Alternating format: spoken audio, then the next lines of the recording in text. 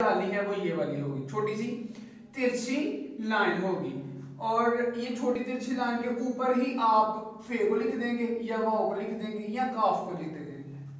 फे को भी उसी के ऊपर लिखेंगे, वाव को भी उसी के ऊपर लिखेंगे और काफ को भी किसके ऊपर, इसी के ऊपर। मसलन ये लिखेंगे काफ प्लस वाव, ये बनेगा को।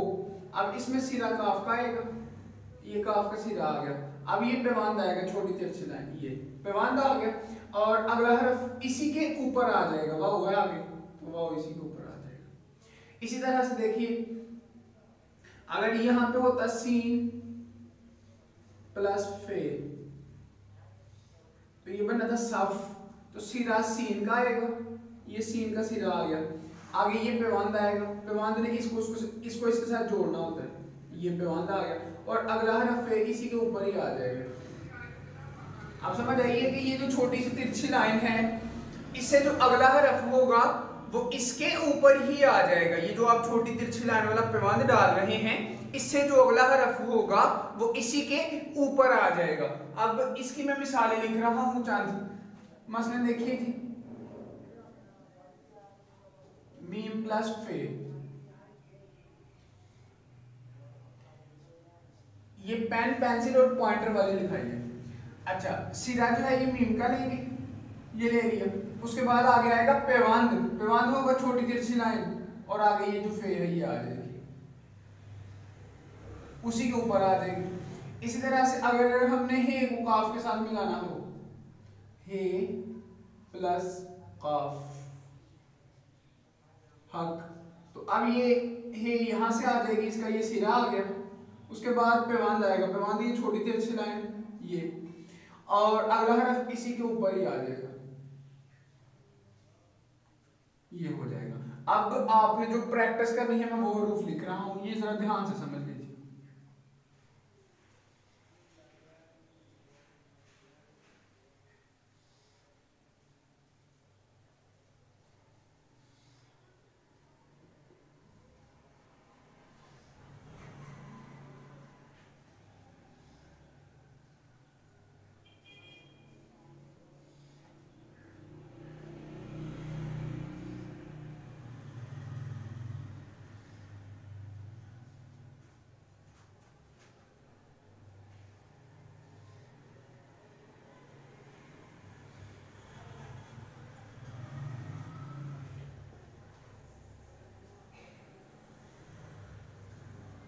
वाव वाले हरूफ का साइज हमेशा छोटा होगा, वाव वाले हरूफ का साइज हमेशा छोटा होगा।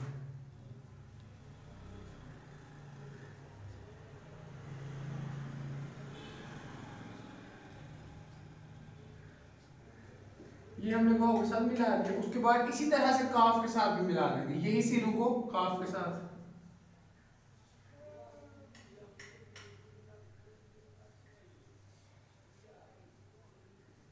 तो ये वाले जो अल्फाज यहां से लेकर यहां तक मैंने लिखे हैं, आप इनकी प्रैक्टिस करेंगे।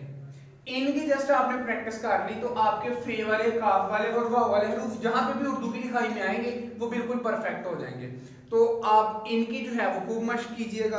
और दूसरी बात बेटा, जिंदगी के अंदर अगर आप ऑर्डिनरी हैं, आम लोग हैं, आम इंसान हैं, तो कोई बंदा आपकी एग्जाम्पल नहीं देगा। आपकी मिसाल लोग तब देते हैं जब आप दूसरों से यूनिक होते हो, दूसरों से मुनफरिद होते हो, कुछ दूसरों से अलग करते हो, फिर लोग आपको याद रखते हैं। अल्लामा इकबाल को लोग इसलिए याद रखते हैं क्योंकि उनका नजरिया दुनिया वालों के नजरिए से अलग था। कायदे आज़म को लोग इसलिए याद रखते हैं कि उनका जो विजन था वो दुनिया वालों के नजरिए से डिफरेंट था। तो बेटा आपको उन लोगों के लिए भी कामयाब होना है जो आपको नाकाम देखना चाहते हैं, जो नहीं चाहते कि आप फ्लरिश करो, जो नहीं चाहते कि आप आगे जाओ, जो नहीं चाहते कि आप अपने फील्ड में यूनिक बनो, जो नहीं चाहते कि आप किसी फील्ड के अंदर पायनियर बनो, जो आपके अंदर का आतिश फशा नहीं देख सकते। और बेटा वो लोग जो आपकी पावर को अंडर एस्टिमेट करते हैं, और वो लोग जो आपको असेस करते हैं और समझते हैं ये कभी कुछ नहीं कर सकता, ये नहीं कर सकेगा, इसके बस की बात नहीं है, बेटा उन लोगों के लिए भी आपको कामयाब होना है। तो आज की पहली बात, स्टॉप यैबिंग फ्रॉम योर माउथ। अपने मुंह से नहीं उनको कायल करना कि मैं ये कर सकता हूँ, मैं वो कर सकता हूँ। बेटा प्रैक्टिकली प्रूफ करना है आपने, और प्रैक्टिकली बंदा तब प्रूफ करता है जब उसने एफर्ट पुट की होती है, जब उसने मेहनत की होती है, जब वो अपने फील्ड के अंदर आइंस्टाइन बन के उभरता है, जब वो अपने काम के अंदर माहिर हो के पिकासो बन चुका होता है बेटा, तब लोग उसकी एग्जांपल्स देते हैं। तो आज का लेसन ये है बेटा, आपने उन लोगों के लिए भी कामयाब होना है जो आपको नाकाम देखना चाहते हैं। Thank you very much.